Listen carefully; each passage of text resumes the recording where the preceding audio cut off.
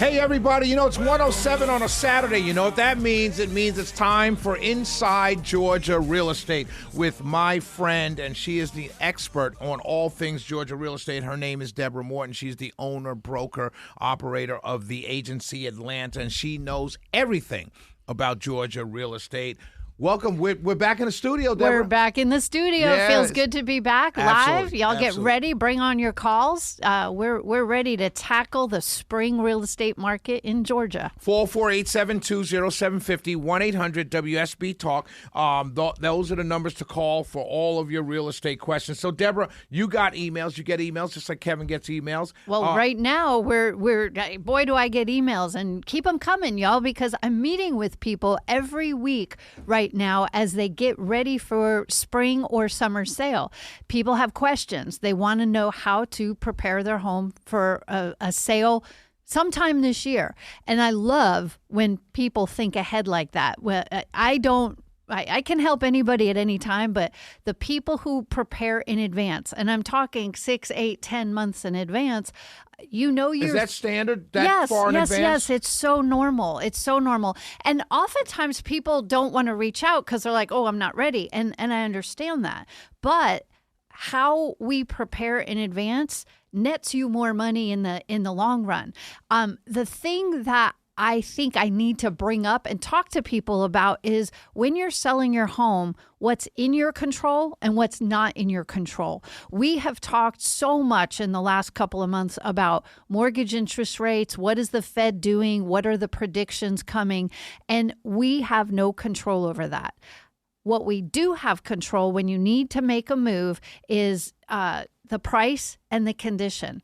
So how we price homes is directly impacted by the condition. So to get the best results, those are the two things every homeowner who's thinking about selling needs to be conscious of: condition and price. And that's why we came up with the home report card, so that people could evaluate the condition of their home.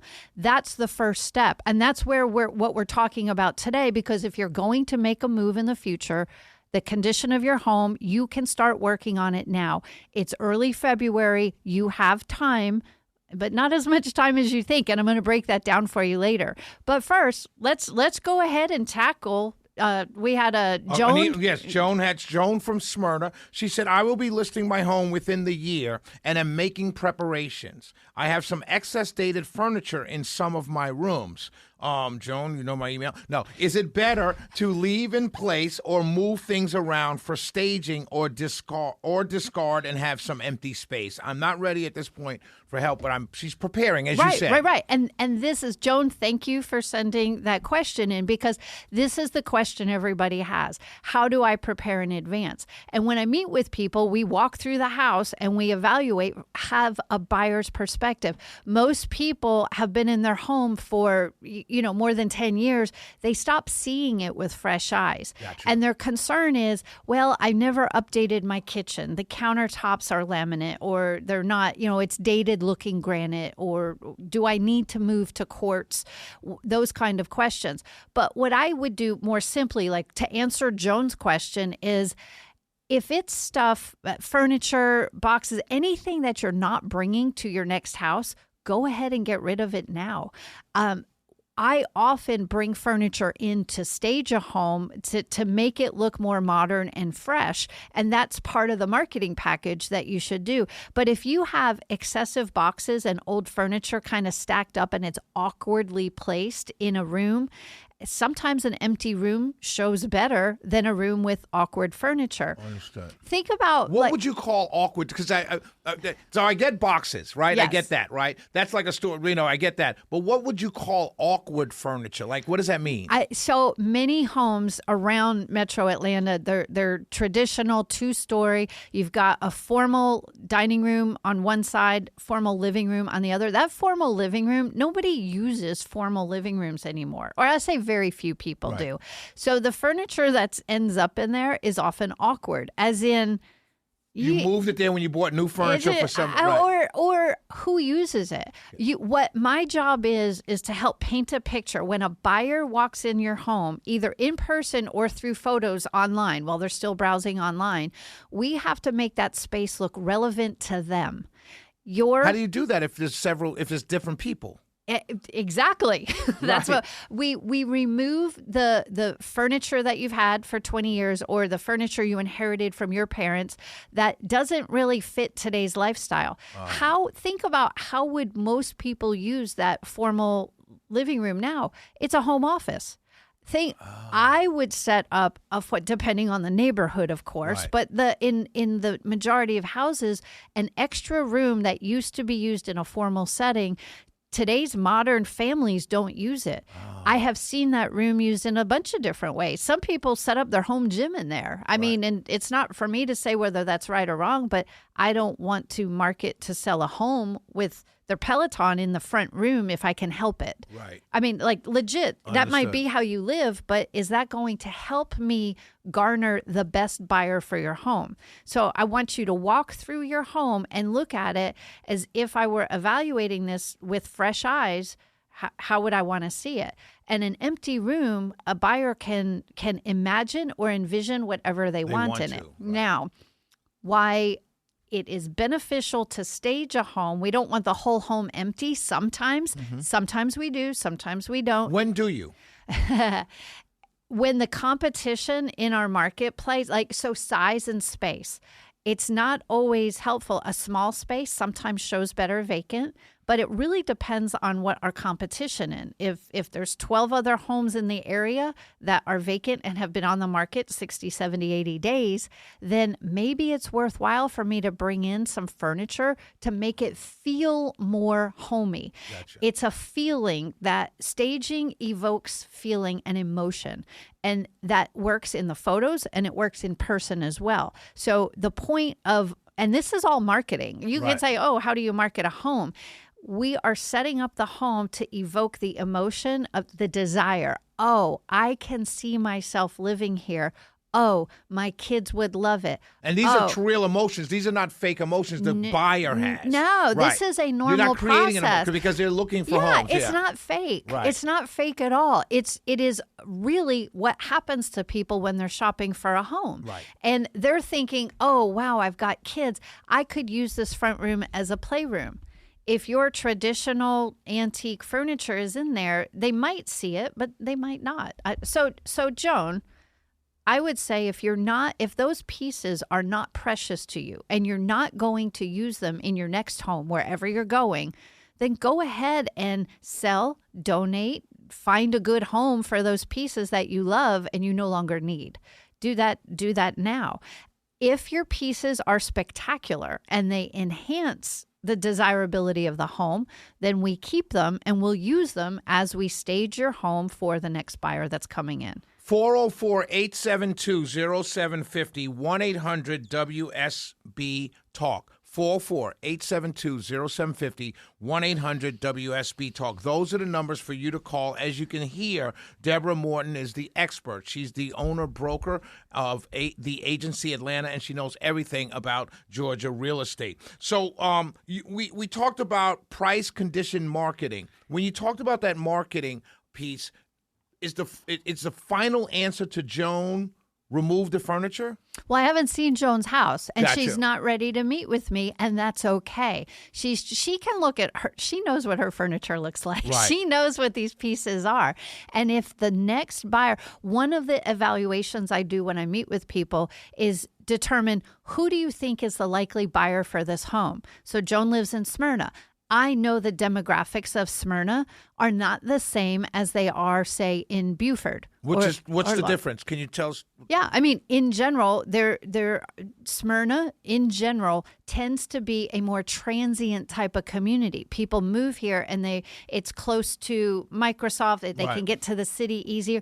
There's a lot of attractive restaurants and lifestyle, and it's a demographic that tends to move more frequently. Where, let's say, Lawrenceville, we sell homes to people who are family. They tend to stay put a little bit more. There's plenty of demographic information available to help us choose. And when I meet with Joan or whoever else, we're going to sit at your kitchen table and talk about what you love about your neighborhood, what you love about your home, what has served you best, and who do you think is the next likely buyer to hear. And then our marketing strategy starts there. who are we marketing the home to? Do we think it's going to be a young family with young children or empty nesters? Or, like every home and neighborhood has a different desirability. Absolutely. And that's what we do. 404-872-0750, 1-800-WSB-TALK. Joan, my email is shelley.winter@cmg. I'll take that furniture off your hands in a heartbeat. For those of you wondering how Deborah gets her emails, you go to InsideGeorgiaRealEstate.com and you can email her there. InsideGeorgiaRealEstate.com. That's where you can email Deborah, as everyone has been doing. The phone number, 404-872-0750, 1-800-WSB-TALK. We will be right back. Inside Georgia Real Estate with Deborah Morton. She is the expert on all things Georgia real estate. You can email Deborah at InsideGeorgiaRealEstate.com, or you can call her right now at 404-872-0750, 1-800-WSB-TALK. Before we went to break, Deborah, you were talking about the neighborhoods, for example, you used between Smyrna and Beaufort, and I thought you were going to say that... Those are not related at all. I know, but you're saying the difference in the type of people, right? That you use differences, right? Yes. So, but I thought you were going to, when you said the Smyrna buyer may be more transient, I thought you were going to say the Smyrna buyer, young couples with like a 1 or 2 year old. We see lots of those. So Smyrna, I do working people. Generally, they are either newly married, single, getting married, sometimes have young children. Smyrna is a good example of why it's so important to be a local expert. In Smyrna, people often move, there's a huge variance in pricing and values of homes. If you're in the King Springs Elementary District, it has one pricing. If you're outside of that district, because schools have such an impact on pricing. So we can look at the community's pricing, condition, and then how do we market to people? If that home is in King Springs Elementary, yes, it might be better marketed to a family with younger children because it's a desirable place with people with young kids. They want to live there versus an area where the school ratings are maybe not as good. And, we talk about community all the time. I don't want to get down the rabbit hole of school ratings, but they do impact property values, and it matters. So for this price and condition, there is a correlation that I want everybody to keep in mind, because sometimes I meet with people and they're either not in a position or they're just not interested in making any improvements to their home. And that's okay as long as they price it accordingly. Right. It's a controllable factor. It has to make sense to somebody who's looking. They're looking online. You get 5 seconds as people are sweeping through the listings online trying to determine what homes they want to go take a look at.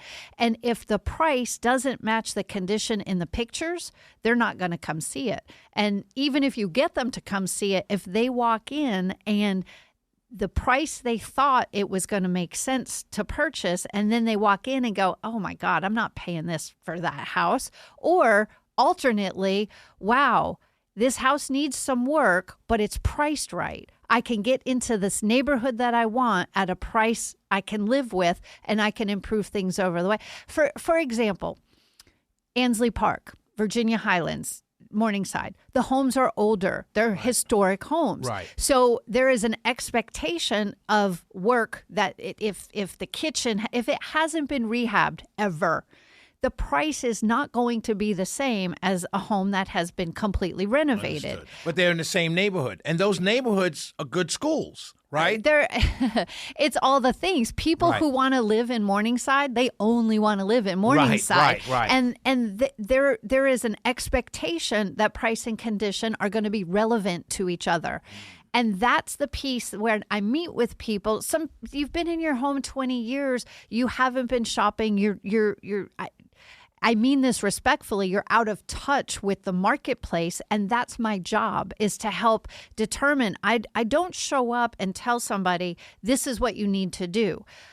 Sometimes people want me to say that, and I will, but after I share the data and the logical reasons behind, I'm very, very focused on logic and data to make decisions. And I understand that the buyers who are out there are nervous. We had 1 in 5 contracts fall out in 2025. It was a horrible year for people with cold feet. What would happen is the buyers who want to make a move, they're nervous. Interest rates were at many times at 6.5%. So the cost of money, they get under contract and realize what their actual payment is going to be. Understood. And then they're like, oh my God, I can't afford to remodel the kitchen and the bathroom and have my monthly mortgage at this price. When we come back, I want you to, I know you just did in a very short, but I want to draw this out, right? Because when you talk about older homes in desirable neighborhoods, how does price and condition and marketing fit there, right? Yeah. So let's just talk more about price, condition, and marketing. Inside Georgia Real Estate is the name of the show. Deborah Morton is the owner-broker of the agency Atlanta. The phone number, 448-722-0750, 1-800-WSB-TALK. Hey, it's Parker Posey. How did I get here? I love improvisation when it comes to acting, but when it comes to a real-life plan, I stick to a script. Cue the music. Invest in your story with DIA, the only ETF that tracks the Dow. From State Street. Getting there starts here. Before investing, consider the fund's investment objectives, risks, charges, and expenses. Visit statestreet.com/IM for prospectus containing this and other information. Read it carefully. DIA is subject to risks similar to those of stocks. All ETFs are subject to risk, including possible loss of principal. Alps Distributors, Inc. Distributor. Woo! InsideGeorgiaRealEstate.com. Deborah Morton, she's the owner-broker of the agency Atlanta, a wonderful agency, and she is an expert in all things Georgia real estate. Deborah, when we went to break, you were talking about price, condition, marketing. The controllables. Can you explain what you mean by the controllables? The controllables. There are so many things that are out of our control right now in real estate, and that would be interest rates, the economy, the job market, all of the things that we don't have any influence over. Can I ask you a question before you go any further? How do those impact the real estate or my home buying? Oh, goodness, Shelley, we talk about it every week. Mortgage rates being... Not the mortgage rates, but like jobs and things like that. Well, if people are nervous about losing their job or their economy, it makes them nervous to make a move. Understood. Okay. Yet there are many, many people in you can go back throughout history. It doesn't matter what the market is. People do move. People buy and sell houses in every market because there are things, life happens.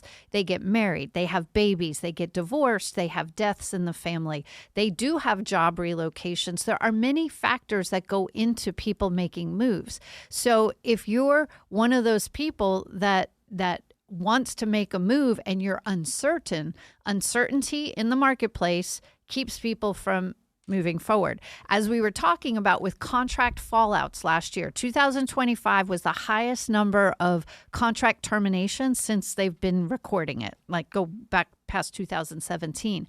And what that looks like is people were writing contracts, getting under contract, and then for one reason or the other, they were terminating. And that happened because of financing issues. People are like, oh, gosh, this is going to cost more than I expected. Or during the inspection process, things turned up that the sellers didn't want to fix. The buyers were fearful to move forward or were unwilling to move forward in the transaction because of what they were going to have to take on.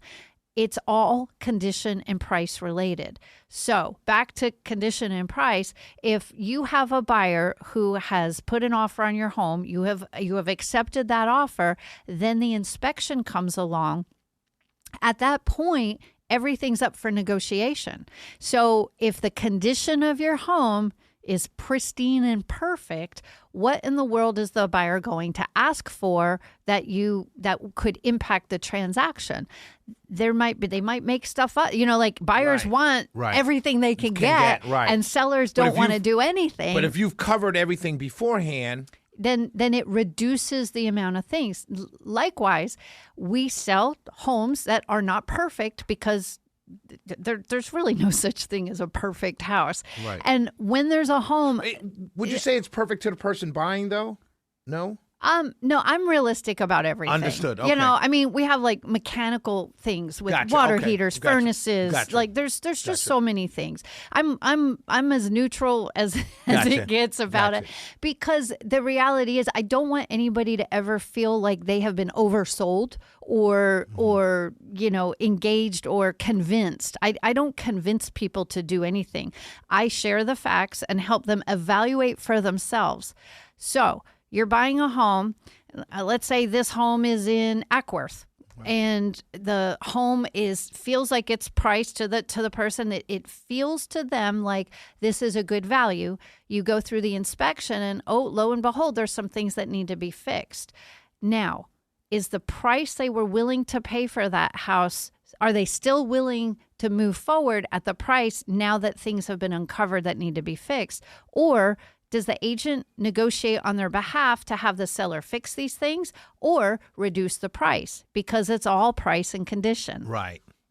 So what is the better? They're both the same, really? There's no right or wrong way to go about this. This is the nuance that I live in every day. And every professional agent that does this for a living understands that our job is not to necessarily judge your home for the condition it's in. It's to help you price it correctly before you put it on the market. You only get one first impression when you go on the market. And many people overprice their homes initially thinking, oh, it's fine that the carpet's dated and it has wallpaper and, you know, gold fixtures from the 90s. That it is fine. For them. Will we find a buyer who also thinks it's fine enough to fall in love with it, fine enough to get a mortgage, fine enough to move forward with it when there's 10 other houses on the market? This is where the competition comes into play, and every neighborhood is still different. Nationally, I can spout national statistics all I want.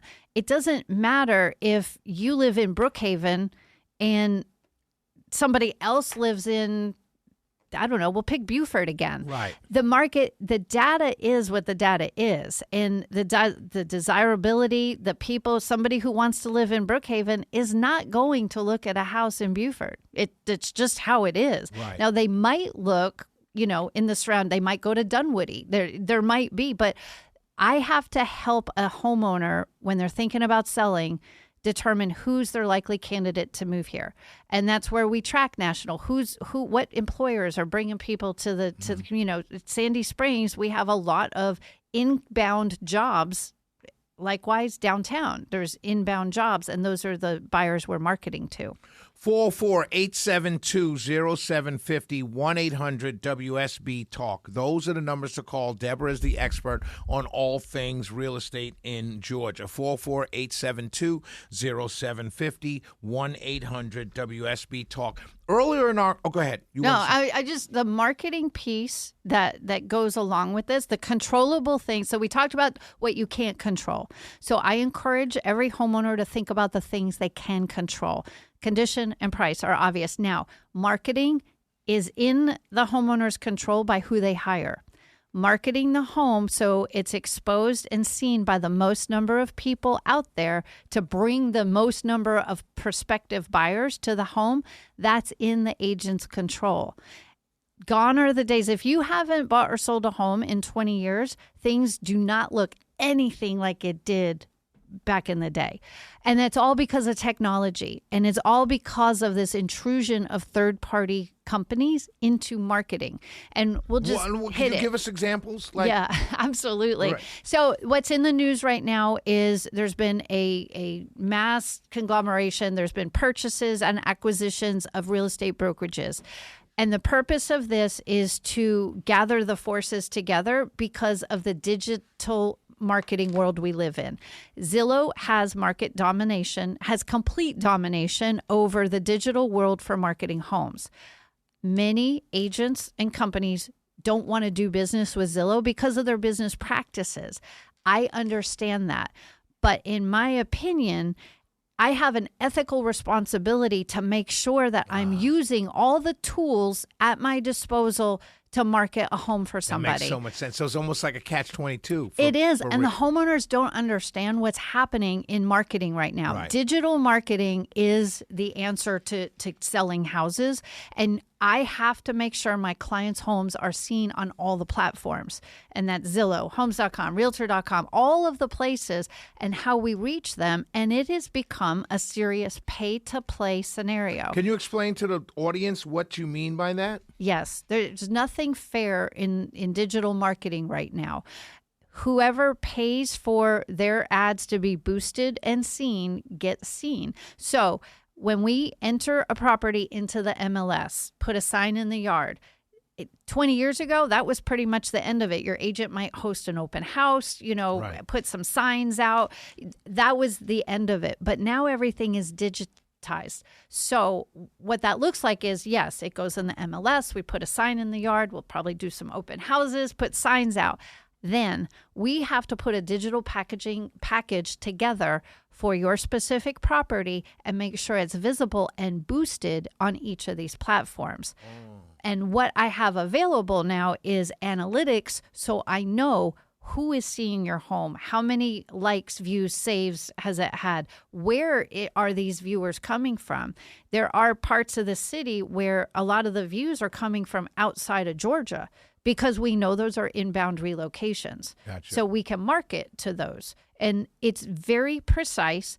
It is not anything. When I got into real estate, I didn't know that I was going to have to be this adept at digital marketing. And that's the dilemma for many agents right now, because they might be with a company who won't do business with Zillow.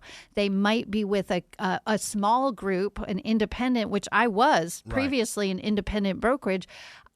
Because digital marketing matters, it's important that every agent out there have the resources and the tools to market the home. So who's paying for that? Because you guys, you know what I mean? Because you guys don't. Yeah. If I sign a contract with you to find me a home, I'm not paying you until the home I paid to purchase the home. That is, thank you for pointing that out, because explain that to people, because they don't know this. What, that I have to front the money for Right. the marketing package, whether your home sells or not.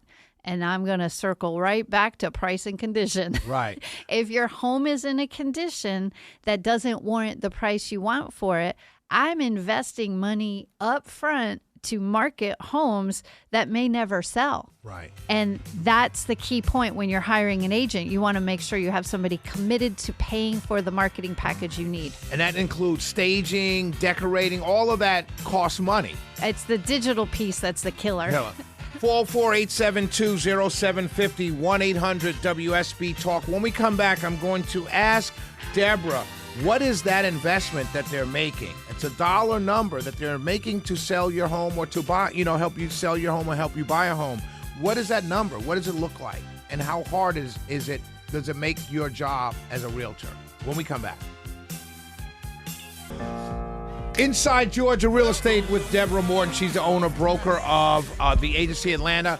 You can still call us, 448-720-0750 or 1-800-WSB-TALK, or you can go to InsideGeorgiaRealEstate.com and send Deborah an email.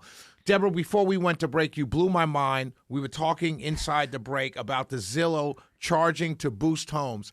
So it's not just Zillow. It's all of the sites. Right, all of the sites. We have the ability, the option to pay more to promote our listings on any of these platforms. And that not just on the third-party platforms that you would think of, but think about Facebook, Instagram, Google.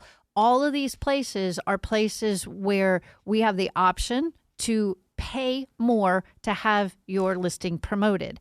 And a lot of people don't realize that it's not fair. Right. It's not fair. If you want to look at homes in a certain zip code and you go on Zillow or Homes or any of the sites and you start, or if you go to Google and search that zip code, right, homes for sale in that zip code, the results you see are not equally fair. Right. You're going to see the homes that are marketed with intention by somebody smart. like me. Right. Well, and a lot of the smaller brokers or agents don't know that, or even if they do know it, they may not be able to put up the money to do it up front. Or have the knowledge and the resources, because it has changed so fast. Right. I'm talking in the last 2 years with AI and with the speed with which our industry is changing, and the things that are influencing these lawsuits that are still happening all the time. Like, it's very real. And week to week, things change based on,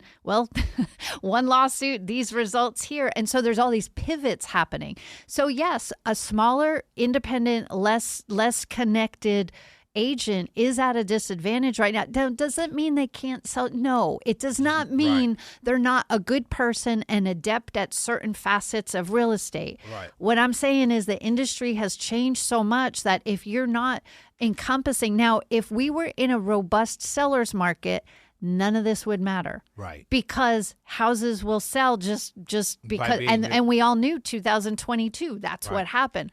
But we're no longer in that market. So we don't know how 2026 is going to shape up, but if it's anything close to 2025, the fewest transactions we've seen in 30 years that in volume, it matters now, because if your home isn't seen and these algorithms keep diminishing, like, if I honestly don't know what's going to happen because of the cost to me. Right. Like, I'm fronting the money, and if I've got somebody who says, you know what, I'm just tired of showings and tired of this, and I'm not going to accept, well, you know what, I don't get that money back because you know, your home didn't sell, and I don't get paid until closing. So you talk about the importance of a broker. People have an option. It seems to me, if I were to decide and say, oh, I'm going to sell my own home, I'm just going to put it on Zillow, no one's ever going to see it. Well, they may. Unless I pay. Well, you don't have that option. Oh, so then so my point here, use Deborah. I'm just saying, explore all of it. Right. If you have a home to sell, start with the condition. The next step is evaluate the pricing. I can help you with both of that and explain what the marketing package should look like. And you should go to InsideGeorgiaRealEstate.com and get more information and send Deborah an email. InsideGeorgiaRealEstate.com. Deborah, last words. Oh my gosh, that was a lot. AI should not overwhelm you. We use it to our advantage every day to help people, and it's kind of cool. So if you want to learn more about how we're using AI and technology, send me a message. InsideGeorgiaRealEstate.com. You guys have a wonderful weekend. And who are you going for in the Super Bowl? Oh, I'm going with Seahawks this time. I'm going with the Seahawks as well. We will talk to you soon. God bless you all. Hey, it's Parker Posey. How did I get here? I love improvisation when it comes to acting, but when it comes to a real-life plan, I stick to a script. Cue the music. Invest in your story with DIA, the only ETF that tracks the Dow. From State Street. Getting there starts here. Before investing, consider the fund's investment objectives, risks, charges, and expenses. Visit statestreet.com/IM for a prospectus containing this and other information. Read it carefully. DIA is subject to risks similar to those of stocks. All ETFs are subject to risk, including possible loss of principal. Alps Distributors, Inc. Distributor.